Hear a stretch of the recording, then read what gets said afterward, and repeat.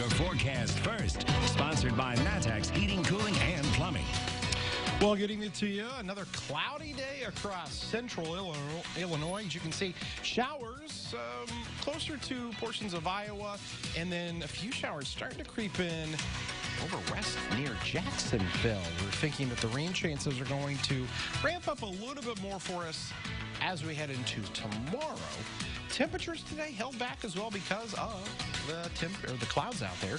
Readings only into the mid-70s right now. Here's a look at your evening planner, and you can see that it's going to remain kind of mild until the front passes through tomorrow. By Sunday, you're going to love the weather we've got in store for you. We'll have that for you when we come back. WCIA3 News starts right now. Now from WCIA3 News. We really need our community to be a part of solving this problem. It was a record-setting month for shootings where officials believe is the place to stop it. Plus, they went to the top of Memorial Stadium, while this group of ROTC cadets climbed 2,000 steps early this morning. And it was T-minus 3 days and counting. What change has now come to the demolition countdown for this local landmark? You're watching your local news leader. This is WCIA3 News at 6. It has been a very violent summer. We have had way too many shootings. Now, the mayor is asking for the community's support to bring peace to the city. Good evening, I'm Paul Cicchini. The number of shootings in Decatur shot up last month. City leaders are discussing ways to decrease gun violence and better connect the people who live there. WCIA3's Jamie Mays is live in the newsroom tonight. So, Jamie, what exactly is the city planning to do? Paul, Monday night, Decatur City Council will have a study session. It's not just about the violence, but creating stronger ties in the community. They will discuss what training police departments go through and the increase in shootings last month. In August, the city had 32 shootings. That's the most shootings in any other single month in at least 5 years. And from the beginning of the year to August, the city had 102 shootings. That's higher than any other yearly total since at least 2015. The mayor says they need the community support in solving crime.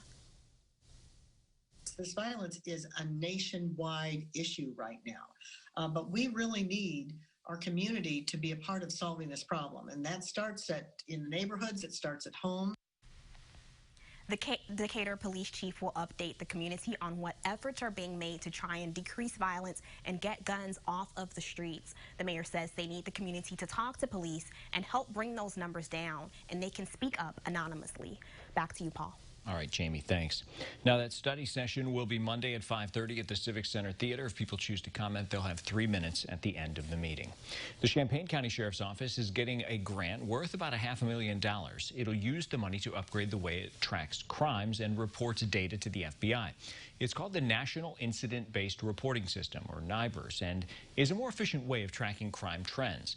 It's coming from the Department of Justice. With the current system, the Sheriff's Office has all that information, but would have to search each specific case to find it, instead of being able to do a quick search. Now, here's a follow-up. 2 schools in Indiana were locked down after a possible sighting of a man wanted for murder in Illinois. Happened in Vigo County yesterday at a grade school and middle school. Illinois State Police are searching for 19-year-old Rick Meter. He's wanted for the shooting death of 19-year-old Kyle Johnson in Olney on Sunday. Deputies in Indiana continue to patrol the area and told neighbors to lock their doors. Meter is to be considered armed and dangerous. Springfield police are investigating a homicide. A man was found dead this morning just before 11 in an alley on East Converse Street near the intersection of Ohio Avenue. Police say he was shot several times. He has not yet been identified. The Champaign City Council will consider approving a settlement over an excessive force lawsuit at its next meeting. That lawsuit was filed by a then minor who says his civil rights were violated when he was arrested in December 2018. Police were investigating gunfire when they arrested Tavian Jones-Primo. The city attorney says he wasn't cooperating with police, but Jones-Primo says police used more force than necessary. City Council will consider the $74,000 settlement on Tuesday. Vermilion County is now at the state's warning level for COVID-19. Public Health says it's because of the number of new cases and emergency room visits for COVID-19. A county is put on the list if it has 2 or more COVID-19 risk indicators. There are 30 counties on that list. Those in central Illinois include Cass, Coles, Morgan, Effingham, McLean, and Shelby. Now, McLean County has seen its COVID-19 positivity rate jump over the 10% mark. That's why health officials there are cracking down. A popular bar in Bloomington could be in danger of losing its liquor license. Cadillac Jack's received 4 citations over the weekend from Bloomington police for not complying with COVID-19 guidelines. The owner faces those violations for not requiring people and employees to wear masks. The state is reporting more than 2,100 more new cases. That makes over 257,000 total infections since the start of the pandemic.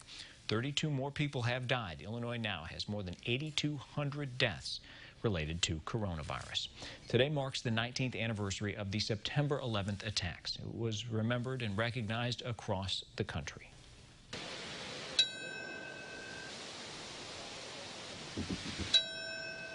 Firefighters rang the bells at Ground Zero in New York. Ceremonies also took place in Washington, D.C. and Shanksville, Pennsylvania. Almost 3,000 people were killed in those attacks. Champaign firefighters and police observed a moment of silence in honor of the lives lost that day. It was held this morning at the memorial in Westside Park. Due to COVID-19 restrictions, they held a small commemoration in lieu of their annual 9/11 ceremony. Flags all across city facilities are at half-staff.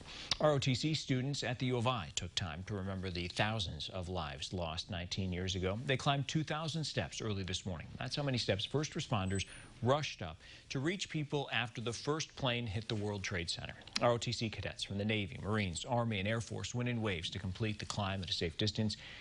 It took each group about an hour to do it. This is just a very small example of what they went through. So 343 firefighters and over 50 police officers climbed those stairs that day into the unknown, smoke, fire, and not knowing really what was going to happen next. Some of the students wore 15 to 25-pound packs simulating the gear they would wear in the field. This is the second consecutive year doing this, and ROTC leaders hope to make it a U of I tradition. 3 men are being honored for stepping up when a family desperately needed it. WCIA 3's Courtney Bunting explains how they made sure a special package arrived at its destination. This was something very important to everyone here to make sure that this happened. Delivering packages is Martin Side's specialty. But 2 winters ago, the FedEx senior manager had to put that expertise to work. It started out when he found out a package with a military uniform was set to get to Springfield later than expected. A family member planned to wear it at a veteran's funeral. Champaign senior manager Dan Hurley was the first to find out.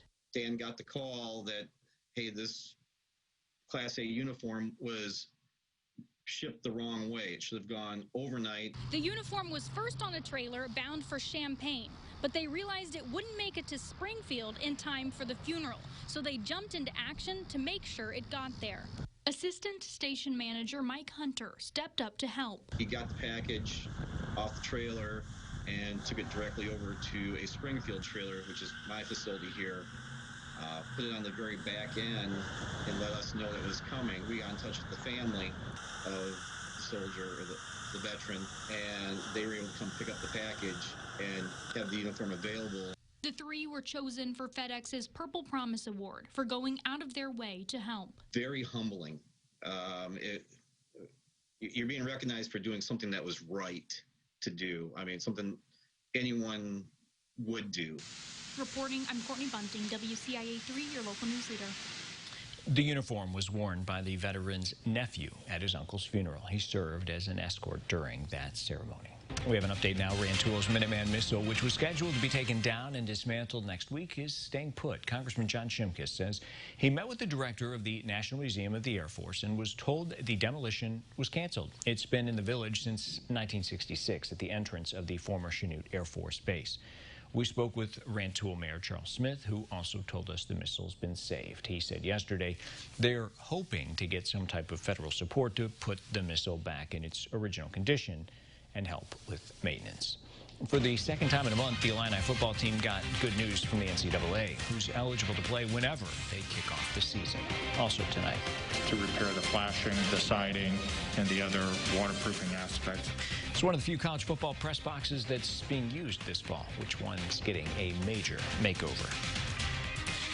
And a recap of today, 76 and 63. You can see below average for the high there. got some cooler and less humid air coming our way, but those clouds that have been around, how long are those going to stick around? We'll also talk about the chances for storms on Saturday when we come back.